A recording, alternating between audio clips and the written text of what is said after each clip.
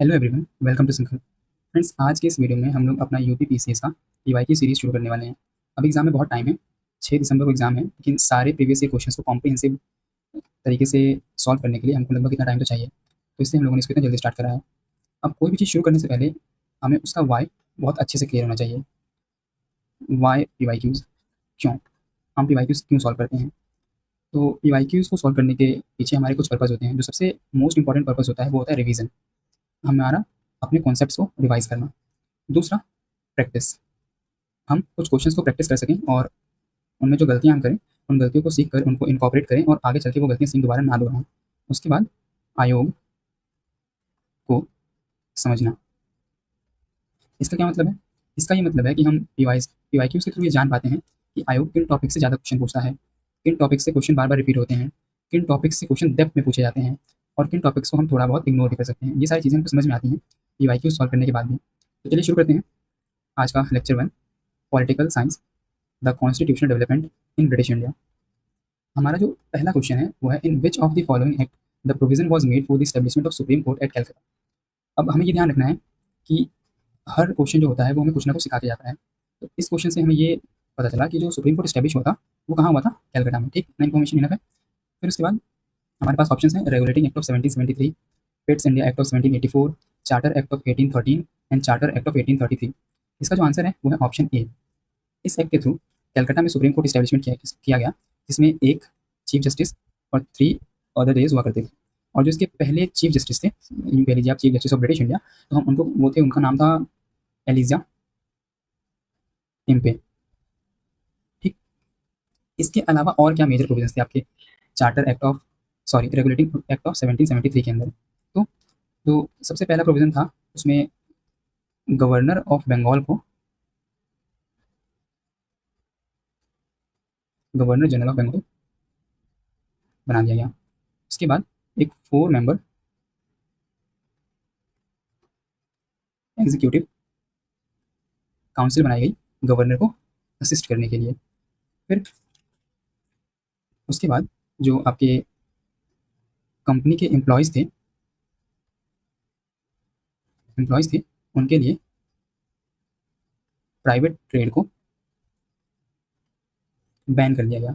तो ये कुछ मेजर प्रोविजंस थे आपके रेगुलेटिंग एक्ट ऑफ 1773 के। फिर उसके बाद हमारे पास है पिट्स इंडिया एक्ट ऑफ 1784। इसका जो सबसे मेजर प्रोविजन है वो है, इंग्लैंड में बोर्ड ऑफ कंट्रोल स्टैब्लिश किया गया। बोर्ड ऑफ कंट्रोल स्टैब्लिश किया गया ताकि वो जो कंपनी की एक्टिविटीज़ हैं उनके ऊपर नज़र रख सके। फिर उसके बाद एक मेंबर को रिमूव कर दिया गया from the governors executive council. फिर उसके बाद हमारे पास चार्टर एक्ट ऑफ 1813 है। अब ये एक्ट बहुत इंपॉर्टेंट है, क्यों? क्योंकि इस एक्ट के थ्रू सबसे पहले तो 1 लाख का एलोकेशन किया गया फॉर एजुकेशन, यानी कि इंडिया में एजुकेशन के प्रसार के लिए जो ब्रिटिश पार्लियामेंट थे उन लोगों ने 1 लाख रुपये एलोकेट किए उस टाइम पे। फिर उसके बाद इससे कंपनी की मोनोपोली को एंड कर दिया गया, लेकिन 2 एक्सेप्शन थे, accept in T trade and trade with China. उसके अलावा फिर इस एक्ट ने इंडिया में स्प्रेड ऑफ क्रिश्चियनिटी के रास्ते खोल दिए, क्योंकि इस एक्ट के थ्रू ही इंडिया में क्रिश्चियन मिशनरीज को आना अलाउ कर दिया गया था। ठीक, ये तो हो गया आपका चार्टर एक्ट 1813। फिर उसके बाद हमारे पास है चार्टर एक्ट ऑफ 1833। ये भी एक बहुत ही इंपॉर्टेंट एक्ट है। इसके थ्रू जो प्रोविजंस किए गए वो हम देखते हैं एक बार। सबसे पहला कि इसमें all privileges of company were ended. इसका मतलब क्या हुआ कि जो कंपनी थी वो इस एक्ट के बाद बस एक एडमिनिस्ट्रेटिव बॉडी बनकर रह गई। फिर उसके बाद जो दूसरा सबसे मेजर प्रोविजन है वो है, फर्स्ट लॉ कमीशन बनाया गया इंडिया का under the chairmanship of Thomas Babington Macaulay. फिर उसके अलावा ऑन पेपर कंपनी में रेशियल डिस्क्रिमिनेशन को एंड कर दिया गया, जिसने इंडियन लोगों के लिए कंपनी में कुछ एम्प्लॉयमेंट के रास्ते खोले। तो ये थे आपके इन एक्ट से कुछ मेजर प्रोविजंस जिनको आपको ध्यान में रखना है। फिर उसके बाद हमारे पास नेक्स्ट क्वेश्चन है, जिसमें हमको लिस्ट 1 को लिस्ट 2 से मैच करना है। अब ये क्वेश्चन तो पिछला क्वेश्चन सॉल्व करने के बाद बहुत ईज़ी हो जाएगा। Establishment of Supreme Court regulating act of 1773, establishment of board of control, Pitt's India act, permission to English missionaries 1813, appointment of law member in the governor general council 1833, और वो law member कौन थे? Thomas Babington Macaulay. यानी कि इसका answer होगा option B. Next question है, by which act the British parliament had abolish the monopoly of East India company trade in India except for T and China trade. अभी हमने देखा ये provision आपका चार्टर एक्ट ऑफ 1813 में आया था। ठीक, अब हम इसमें हमारे पास दो और नए एक्ट आए हैं, उनको देख लेते हैं। चार्टर एक्ट ऑफ 1853, इसका सबसे मेजर प्रोविजन अगर आप कहेंगे तो वो था लेजिस्लेटिव काउंसिल इन सेंटर। ठीक, तो इससे सेंट्रल लेजिस्लेटिव काउंसिल को इस्टेब्लिश किया गया। इसमें कितने मेंबर्स थे? 6 मेंबर्स। ठीक, इस प्रोविजन को आपको ध्यान रखना है। फिर उसके बाद जो इंडिया में सिविल सर्विसेज थी कोऑर्डिनेटेड, उनको इंडियंस के लिए ओपन कर दिया गया। Indians were allowed for the first time. Okay, उसके बाद आपके पास चार्टर एक्ट ऑफ 1873 है। इसका सबसे मेजर प्रोविजन ये था कि कंपनी वॉज कम्प्लीटली अबॉलिश्ड, यानी कि इस एक्ट के थ्रू ईस्ट इंडिया कंपनी को पूरी तरीके से अबॉलिश कर दिया गया हमेशा के लिए। जो हमारा नेक्स्ट क्वेश्चन है वो है, which act for the first time made it possible for the Indians to take share in the administration of their country. तो अभी मैंने बताया था आपको कि जो चार्टर एक्ट ऑफ 1833 था, उसके थ्रू कंपनी में रेशियल डिस्क्रिमिनेशन खत्म किया गया, और जो मतलब इस एक्ट ने ही वो रास्ते खोल दिए जिनके थ्रू कुछ इंडियंस भी कंपनी के कंपनी के एम्प्लॉयज़ बन सकते थे। तो इसका आंसर होगा ऑप्शन ए। फिर उसके बाद हमारे पास नेक्स्ट क्वेश्चन है, under which of the following acts legislative council of India receive the power to discuss the budget. इसका आंसर है Indian council act of 1892।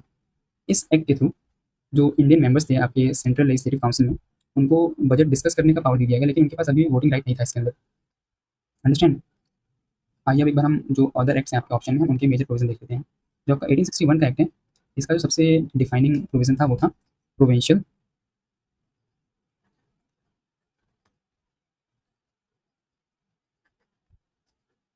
Provincial legislative councils. इस एक्ट के थ्रू प्रोविंशियल लेजिस्लेटिव काउंसिल्स को establish किया गया। उसके अलावा India में पोर्टफोलियो सिस्टम को इंट्रोड्यूस किया गया। अब ये जब एक्ट इंट्रोड्यूस हुआ, तब इंडिया के जो वॉइसरॉय थे वो थे लॉर्ड कैनिंग, और इसीलिए इनको इंडिया में फादर ऑफ पोर्टफोलियो सिस्टम कहा जाता है। डन। फिर उसके बाद इसी एक्ट के थ्रू जो वॉइसरॉय थे उनको ऑर्डिनेंस मेकिंग पावर दी गई। उसके बाद जो हमारा गवर्नमेंट ऑफ इंडिया एक्ट 1909 है, इसका सबसे डिफाइनिंग फीचर है सेपरेट इलेक्टोरेट।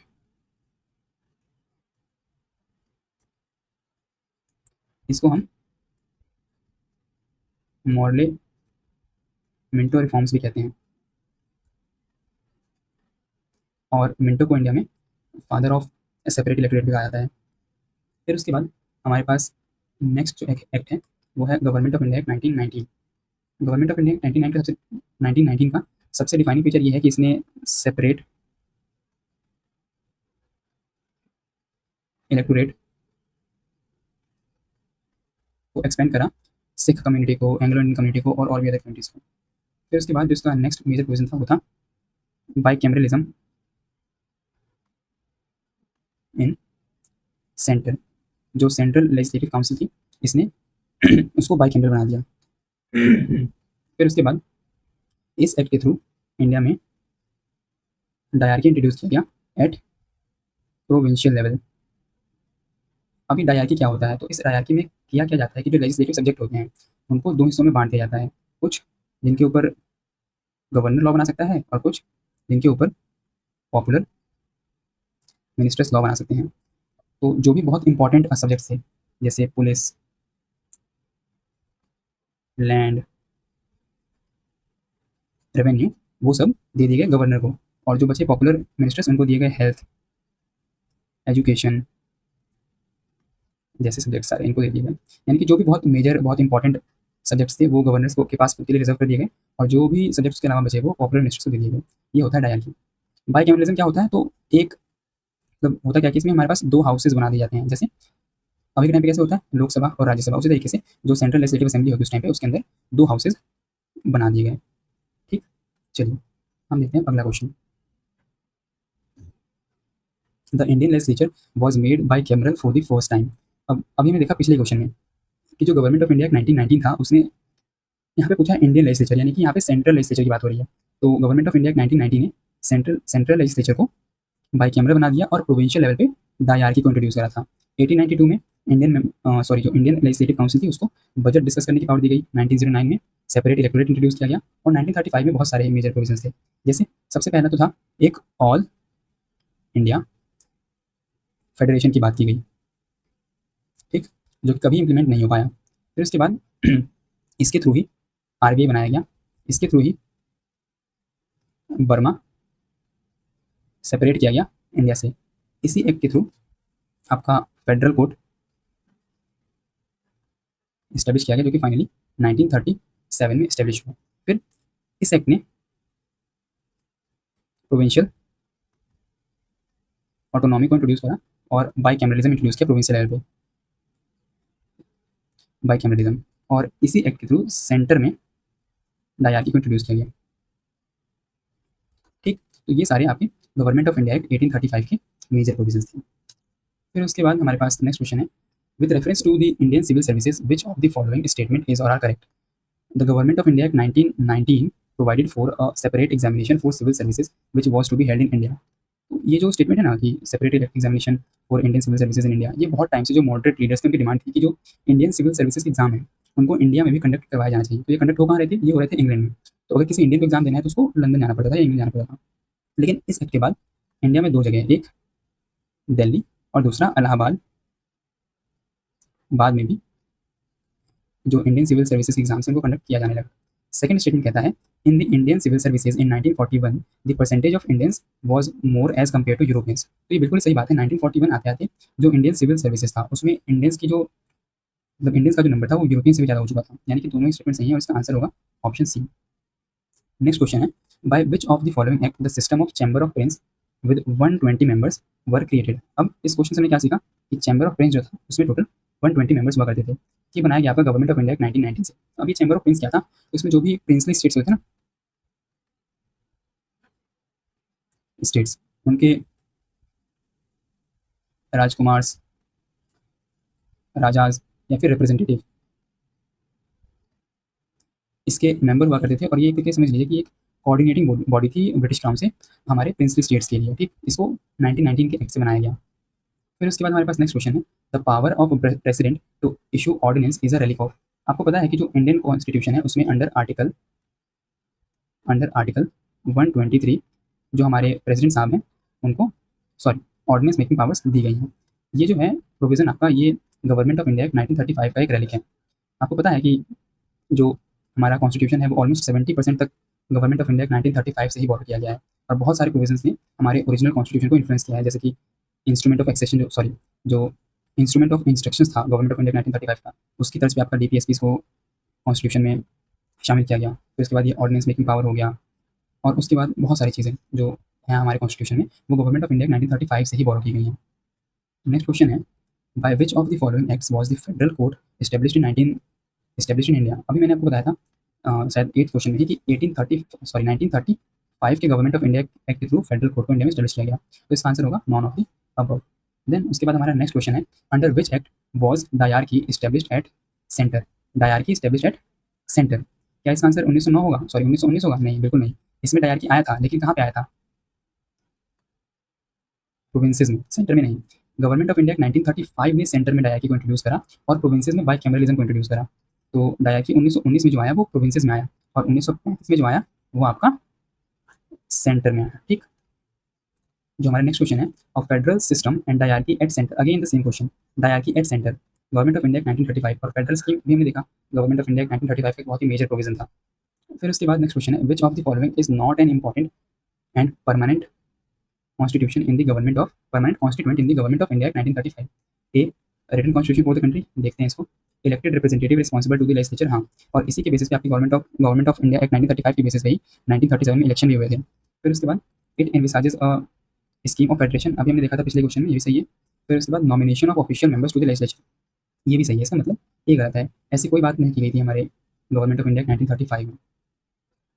फिर नेक्स्ट क्वेश्चन है, why is the government of India act 1935 important? Government of India act 1935 important इसलिए है क्योंकि यह एक बहुत ही इंपॉर्टेंट सोर्स है हमारे ओरिजिनल कॉन्स्टिट्यूशन का, कॉन्स्टिट्यूशन ऑफ इंडिया। मैंने आपको अभी पिछले के पिछले क्वेश्चन में कहा था कि जो आपका ओरिजिनल कॉन्स्टिट्यूशन है वो ऑलमोस्ट 70% आपकी गवर्नमेंट ऑफ इंडिया एक्ट 1935 से ही बोरोड है। हमारा लास्ट क्वेश्चन है, which of the following act led to the separation of Burma from India? हमने अभी पिछले पिछले ही किसी क्वेश्चन में देखा था कि जो बर्मा को सेपरेट किया गया वो गवर्नमेंट ऑफ इंडिया एक्ट 1935 से किया गया। तो ये था हमारा आज का वीडियो जिसमें हम लोगों ने पॉलिटिकल साइंस के कॉन्स्टिट्यूशन डेवलपमेंट के कुछ क्वेश्चन देखे। अगर आपको वीडियो अच्छी लगी हो तो इस वीडियो को लाइक कीजिएगा, शेयर कीजिएगा, और आप चाहें तो सब्सक्राइब भी कर सकते हैं। मिलते हैं अगली वीडियो में, तब तक के लिए जय हिंद।